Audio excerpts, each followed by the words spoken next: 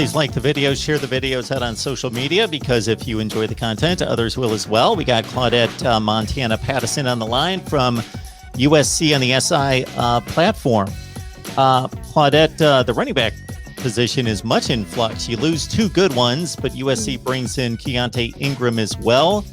Do we expect him to be solely the number one guy, or, well, 5 Mile of Hay, I forget.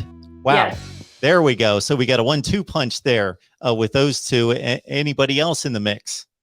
Well, last year, USC really kind of switched around between three running backs: Savai Malapai, Stephen Carr, Marquise Stepp. Obviously, Marquise Stepp and Stephen Carr, as you mentioned, have left the program. But we heard from running back coach Mike Jinks earlier in the season, and he said that they really want to move to be more in a phase where they have two main running backs, not three. Because just when you start having three guys in the mix, and with the amount of touches that they get as it is, it just doesn't become that much.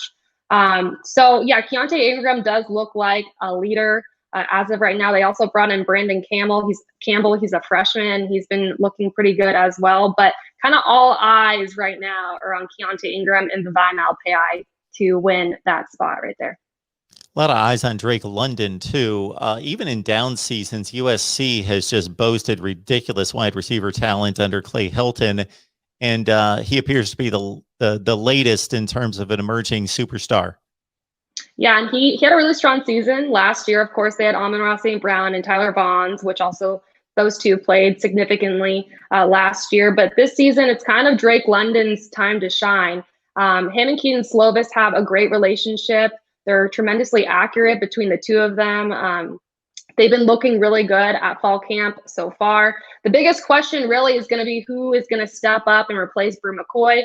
As of now, he's not practicing with the team due to a legal incident. And so, I mean, that's not really an area of concern. Of course, Brew McCoy is very talented. It would have been great to have him out there this season, but USC also has so much talent at wide receiver, as you mentioned.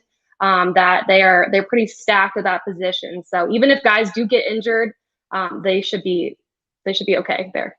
Okay, Claudette. Sometimes, of course, those guys up front get forgotten, so they make it all work. How's the offensive line stack up at this point? So that's also a very big topic of conversation when it comes to USC. They let go of their offensive line coach last year, brought in a new guy, Clay McGuire. So they're hoping that he's gonna start to turn things around, really open things up for the run game, which they're trying to, of course, improve on this year. And then also help Keaton Slovis not have as much pressure on him as he did last season.